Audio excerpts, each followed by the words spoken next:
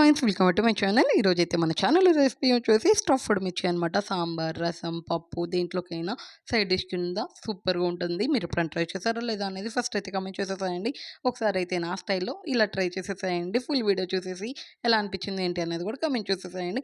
మరి ప్రాసెస్లోకి వెళ్ళిపోదాం, వచ్చేసేయండి. ఫస్ట్ అయితే ఒక ప్యాన్ పెట్టేసుకోవాలన్నమాట. పెట్టుకొని ఒక 2 టేబుల్ స్పూన్స్ దాకా అయితే ఆయిల్ వేసేసుకోవాలి. ఆయిల్ వేసుకున్నాక మనం స్టఫ్డ్ మిర్చికి తీసుకున్న క్వాంటిటీ చూసేసుకొని దాన్ని బట్టి పిండేసుకోవాలన్నమాట. నేనైతే ఒక 6 అయితే వేసుకుంటున్నాను. పచ్చిమిర్చి 6 స్టఫ్డ్ అయితే చేసుకుంటున్నాను కాబట్టి ఒక ఈ హాఫ్ కప్ అయితే శనగపిండి వేసేసుకున్నాను. శనగపిండి వేసుకొని మంచిగా ఆయిల్‌లో ఫ్రై అవ్వాలి. మంచి స్మెల్ వస్తుంది. ఆయిల్‌లో శనగపిండి ఫ్రై అయితే మాత్రం మంచిగా ఫ్రై అయ్యి కొంచెం గోల్డెన్ బ్రౌన్ కలర్‌లోకి కూడా చేంజ్ అవుతుందనమాట. ఆ పచ్చివాసనంతా పోయి మంచిగా అరోమా వచ్చేదాకా మంచిగా ఫ్రై చేసేసుకుందాం. ఇలా ఫ్రై చేసేసుకుంటా ఉంటే కొంచెం ఆ ఉండలు అలా కడుతుంది కదా! ఆ ఉండలు కూడా కట్ అయ్యి మొత్తం విడిపోయి పౌడర్ లాగా అయ్యేదాకా మంచిగా ఫ్రై చేసేసుకోవాలి. చూసారు కదా! ఇలా మంచిగా ఫ్రై అవ్వాలి. మనకి తెలిసిపోతుంది. కొంచెం గోల్డెన్ బ్రౌన్ కలర్‌లోకి అయితే వచ్చేసింది కదా! ఇలా ఫ్రై అయినప్పుడు మనమైతే ఈ స్టేజ్‌లో కొంచెం ఉప్పు, కారం, అంతే ధనియాల పొడి అనమాట. ఏమి ఎయ్యం. ఈ 3 ఏస్తే చాలు చానా బావుంటుంది. ఈ ధనియాల పొడి ఇవి కూడా వేసేసి స్పైసెస్ కూడా వేసుకున్నాక లైట్‌గా అలా ఫ్రై చేసేసుకోవాలనమాట. కొంచెం కారం అయి కూడా సాల్ట్ ఇయన్నీ మంచిగా పిండిలో కలిసిపోయి స్పైసెస్ అనేది బ్యాలెన్స్ అయ్యేదాకా మంచిగా ఫ్రై చేసేసుకుంటే సరిపోతుంది. ఒక 2 మినిట్స్ అయితే ఏసుకున్నాక మంచిగా సిమ్‌లో పెట్టేసుకొని ఫ్రై చేసుకోండి. హైలో పెట్టొద్దు. ఇప్పుడైతే మనం కొబ్బరి చిన్న సైజుది చిప్ప తీసుకున్నాననమాట. ఒక చిప్ప ఇట్లా కొబ్బరి తురుముకున్నాను. ఇది కూడా ఈ బౌల్‌కైతే అయిందనమాట. మనం శనగపిండి ఎంత క్వాంటిటీ తీసుకుంటామో కొబ్బరి కూడా అంతే క్వాంటిటీ తీసుకుంటే టేస్ట్ చాలా బావుంటుందనమాట. ఇదొచ్చేసి పచ్చి కొబ్బరి. పచ్చి కొబ్బరిని ఇట్లా మంచిగా తురుముకొని వేసేసుకోవాలి. లేదంటే మీరు మిక్సీ అయినా చేసుకోవచ్చు. మెత్తగా ఉంటుంది. లేదు మనకు కొంచెం పంటికి తగులుతూ కమ్మగా బావుంటుందనమాట. మంచిగా ఫ్రై చేస్తాం కాబట్టి. తురుముకోవాలనుకుంటే ఇలా తురుముకోండి. లేదు మిక్సీ చేసుకోవాలన్నా కొంచెం ఫైన్ పేస్ట్ లాగా మిక్సీ చేసేసుకొని ఫ్రై చేసేసుకోవచ్చనమాట ఇందులో. నేనైతే తురుముకున్నాను. తొందరగా కూడా అయిపోతుంది తురుముకుంటే. ఇలా తురుముకున్న కొబ్బరి కూడా వేసుకున్నాక మంచిగా ఫ్రై చేసేసుకోవాలి శనగపిండిలో. ఇలా శనగపిండి, కొబ్బరి మొత్తం మిక్స్ అయిపోవాలనమాట.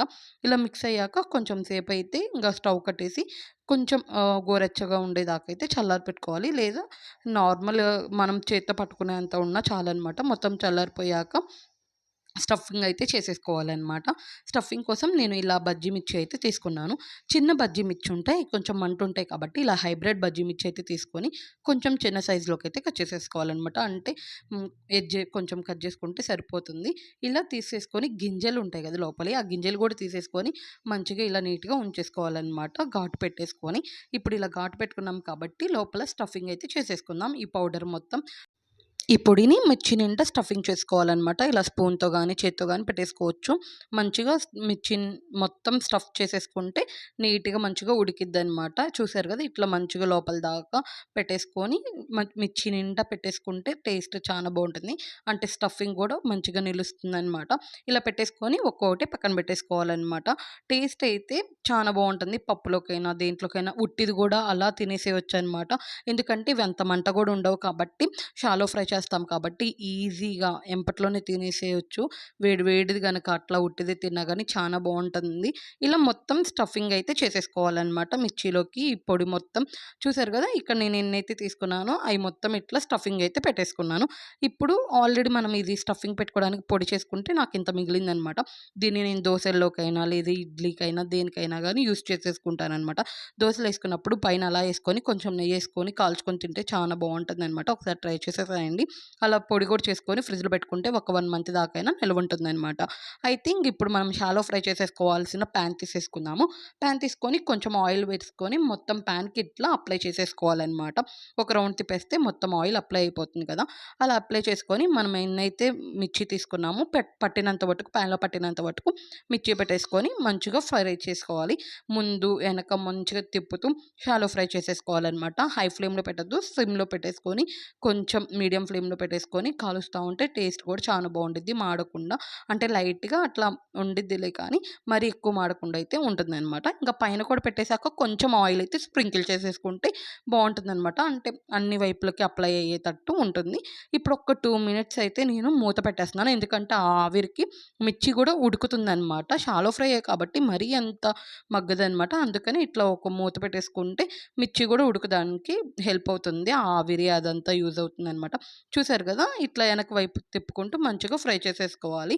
ఇలా మంచిగా కుక్ అవుతుందనమాట. ఒక 2 మినిట్స్ అట్లా మూత పెట్టేసుకుంటే, ఇప్పుడు ఇటు కూడా టర్న్ చేసేసుకొని ఇంకొక 2 మినిట్స్ గూడా ఇంతే ఫ్రై చేసేసుకుంటే టేస్ట్ అయితే చానా బావుంటుంది. మిర్చి ఇలా నిండుగా పెట్టుకోవడం వల్ల అంత తొందరగా అయితే స్టఫింగ్ బయటికి రాదనమాట. కొంచెం లూజ్‌గా అలా పెట్టుకుంటుంటే స్టఫింగ్ అనేది కొంచెం బయటకొచ్చే ఛాన్సెస్ అయితే ఉంటాయి. కొంచెం టైట్‌గానే ఉండేటట్టు స్టఫింగ్ పెట్టుకోండి. అది ఇందాక చెప్పాను గదా! నిండుగా పెట్టుకోవాలి అనేసి. ఇలా తిప్పాము కాబట్టి ఇప్పుడు గూడా ఒక 2 మినిట్స్ అయితే మూత పెట్టేసి ఉంచేసుకుందాము. ఇలా ఒక 2 మినిట్స్ అయితే పెట్టేసుకోవాలి. బ్యాక్ సైడ్‌కి తిప్పాక గూడా. పెట్టుకున్నాక ఇంక తీసేస్తే మనం సిమ్‌లో పెట్టుకొని ఫ్రై చేసేసుకోవాలి. లేదంటే మళ్ళీ మాడిపోయే ఛాన్సెస్ ఉంటాయి. చూసారు గదా! ఎంత మంచిగా ఫ్రై అయిందో. లైట్‌గా గోల్డెన్ బ్రౌన్ కలర్‌లోకొస్తే సరిపోతుంది. మరీ నల్లగా మార్చనవసరం లేదనమాట. ఉడికిపోతుంది ఆటోమేటిక్‌గా మనం మూత పెడతాం కాబట్టి ఆ ఆవిరికి, అంతే ఆ సెగకి మొత్తం ఉడికిపోతుందనమాట. టేస్ట్ అయితే ఎక్సలెంట్‌గా ఉంటుంది. అసలు మీరు మిర్చి తింటున్న ఫీల్ గూడా రాదనమాట. అంత బావుంటుంది. ఒకసారి ట్రై చేసేసేయండి. కంపల్సరీగా ఒక్కసారైనా రసంలోకి గానీ, సాంబార్‌లోకి గానీ, పప్పులోకి గానీ, లేదు అసలేం కూరలు లేవనుకుంటే ఉట్టి పచ్చడేసుకున్న సైడ్ డిష్ కింద ఇది పెట్టేసుకుంటే టేస్ట్ అయితే ఎక్సలెంట్‌గా ఉంటుందనమాట. మరి నా స్టైల్‌లో నేను చేసి పెట్టేసాను. ఎలా అనిపిచ్చింది, ఏంటి అనేది చెప్పడం మాత్రం మీదేననమాట బాధ్యత. మరి నేనెలా చేశాను ఏంటి అనేది కంపల్సరీ కామెంట్ చేసేసేయండి. నచ్చితే మాత్రం ఒక చిన్న లైక్ చేసేసేయండి. అంతే ఎళ్ళేటప్పుడు ఫస్ట్ టైమ్ చూస్తున్నట్టయితే నా ఛానెల్‌ని సబ్స్క్రైబ్ చేసుకొని వెళ్ళడం అస్సలు మర్చిపోవద్దు. సైనింగ్ ఆఫ్ మీ తెనాలి పిల్ల. ఓకే. బాయ్. ఎళ్ళొస్తాను నెక్స్ట్ వీడియోలో నెక్స్ట్ రెసిపీతో మళ్ళీ కలుసుకుందాం. ఓకే. బాయ్. ఎళ్ళొస్తాను మరి.